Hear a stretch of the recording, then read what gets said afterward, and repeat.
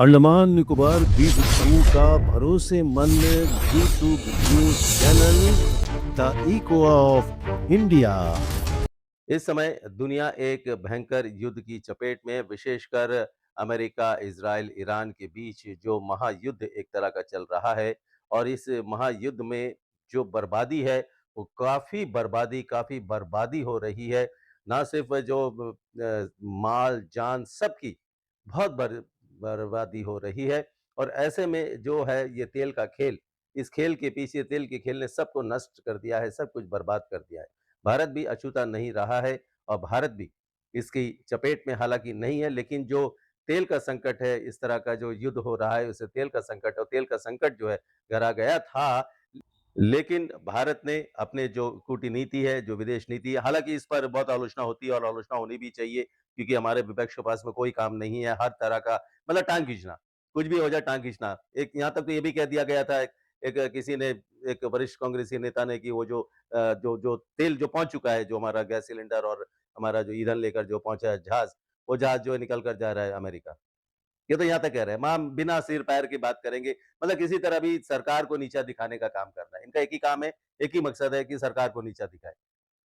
संकट की घड़ी में दूसरे देशों से हमें सबक लेना चाहिए कि संकट की घड़ी में पूरा सत्ता पक्ष, विपक्ष एक साथ हो जाता है, जब देश पर संकट की बात आती है। लेकिन हमारे भारत में जब संकट आता है ना, तो वो टाइम में उसका मौका तलाशते हैं। ये होता है हमारे देश का हालत, ये है हमारे, कोई भी हो, हमारे सत्ता दल के साथ अगर वो विपक्ष में हो या विपक्ष सत्ता में हो, तो हमेशा यही रहता है हमारा फ़ॉर्मूला कि हम जो है किसी तरह इनकी टाँग खींचे सरकार की। हालाँकि भाजपा हमेशा से ही, जब वो विपक्ष में थी, तब भी सरकार का साथ देते आ रही है। लेकिन अभी तो बस वो मौके का फ़ायदा उठाने का प्रयास करते हैं, लेकिन उसमें विफल नहीं हो पा रहे।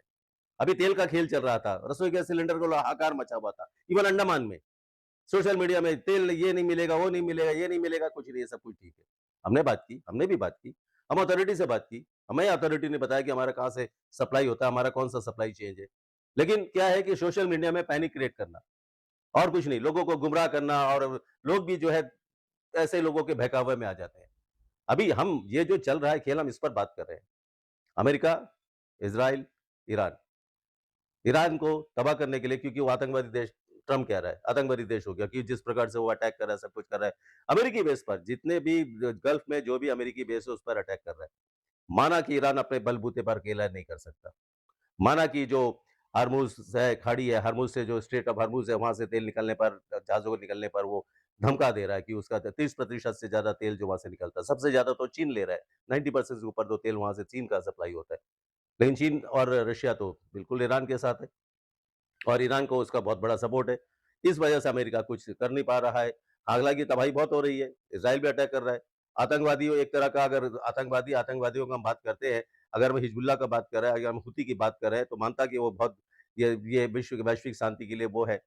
एक समय में तालिबान को भी हम बहुत कुछ वो करते थे, लेकिन तालिबान आज अफ़गानिस्तान में सरकार चला रही है और उसे मान्यता भी कई देशों ने दी है। इसी तरह कई ऐसे देश हमारे देश में ले लें, बहुत पहले अगर हम श्रीलंका की बात करें, तो एलटीटीई को लेकर भी बहुत बातें होती थी उस समय। उस समय भी बहुत समर्थन वगैरह दिया गया था, बहुत कुछ, और हम उसका अंजाम भी हम देख चुके हैं। तो इस तरह की अगर वैश्विक हम बात करें, तो वैश्विक स्थिति इस वक़्त ठीक नहीं है। तेल का खेल तो है ही, लेकिन भारत मजबूती से डटा हुआ है। भारत अपनी कूटनीति, अपनी विदेश नीति के बल पर काम कर रहा है।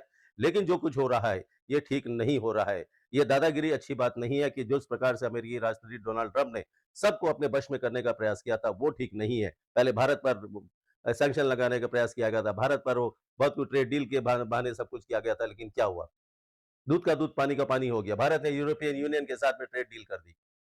घबरा गया ट्रम्प कि इतने सारे यूरोपियन यूनियन के साथ भारत का सीधा जो है संपर्क होने जा रहा है, आने वाले समय में ट्रेड डील कर दी। उसके बाद में भारत के साथ में उन्होंने समझौता कर लिया।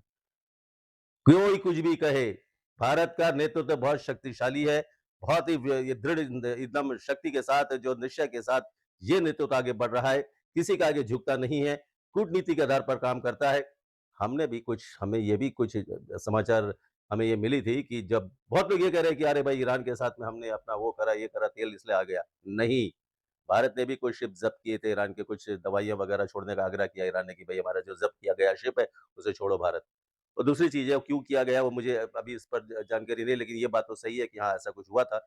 और उसके बाद में, लेकिन जो कुछ भी है, हमारी जो काम करने का, हमारा जो नेतृत्व क्षमता है, हमारा जो नेतृत्व है, प्रधानमंत्री नरेंद्र मोदी के नेतृत्व में सरकार जो काम कर रही है, उसके बलबूते देश के लोगों पर संकट नहीं होगा, ये सरकार का कहना है। अंडमान निकोबार में भी इस तरह का कोई भी इस तरह संकट नहीं है, लेकिन हाँ, जो दादागिरी जो चल रहा है, जिस प्रकार से किसी एक देश को दबाने का कोशिश किया जा रहा है, जिस प्रकार उसको नुकसान पहुँचाने का काम किया जा रहा है, वहाँ पर चीन नहीं आ रहा है, लेकिन सपोर्ट है। वहाँ पर रशिया नहीं आ रहा है, लेकिन सपोर्ट है। आज विश्व में क्या हो रहा है? यहाँ पर ईरान के साथ में इज़राइल और अमेरिका लगे पड़े हैं। वहाँ में सीरिया के साथ में इज़राइल लगा पड़ा है। लेबनान के साथ में इज़राइल लगा पड़ा है। यहाँ पर आपका रशिया और यूक्रेन के बीच चल रहा है। सारा कुछ तो तबाह हो रहा है। अमेरिका में तो कुछ भी नहीं हो रहा है। तबाही तो यहाँ हो रहा है ना, गल्फ कंट्रीज़ में हो रहा है ना। जो हो रहा है सीरिया में हो रहा है, लेबनान में हो रहा है, रशिया में हो रहा है, इराक में हो रहा है, जितने भी गल्फ कंट्रीज़ हैं वहाँ पर हो रहा है। बाकी तो कहीं नहीं हो रहा है ना। तो ये जब बर्बाद होने लगेंगे तो आखिर रोटी कौन सेक रहा है इसमें? कौन गेम खेल रहा है? अभी नॉर्थ कोरिया थोड़ा-थोड़ा अब नॉर्थ कोरिया भी पावरफुल है, वो भी कुछ कर सकता है। तो वैश्विक आधार पर अगर हम देखें, नाटो देश तो साथ ही नहीं दे रहे हैं। वो तो बोल दे सीधा बोल दिया कि भई आपके जंग हमारा थोड़ी है, हमें आपका ऐसे कोई लेना-देना नहीं है। तो ट्रम्प के साथ कोई नहीं आ रहा है क्योंकि ट्रम्प हमेशा ही शुरू से ही देख लिया हमने सिंदूर कांड के बाद वो जो पहलगाम हमला हुआ था, सब हुआ था, हमने देख लिया था किस तरह बड़बोड़ापन उसका जानते हैं सब। तो इसलिए हम तो यही जानते हैं कि जो युद्ध हो रहा है, ये वैश्विक शांति के लिए अच्छी बात नहीं है। लेकिन जो दादागिरी है, हर देश को मिटा देने की जो दादागिरी है और अपना ही आधिपत्य, अपना ही साम्राज्य स्थापित करने का जो रणनीति है, वो अच्छी बात नहीं है। क्योंकि कब क्या होगा किसी को नहीं मालूम। वैश्विक शांति बहुत ज़रूरी है। बहुत-बहुत धन्यवाद। नमस्कार। अंडमान निकोबार द्वीप समूह का भरोसेमंद G2 news channel the eco of India.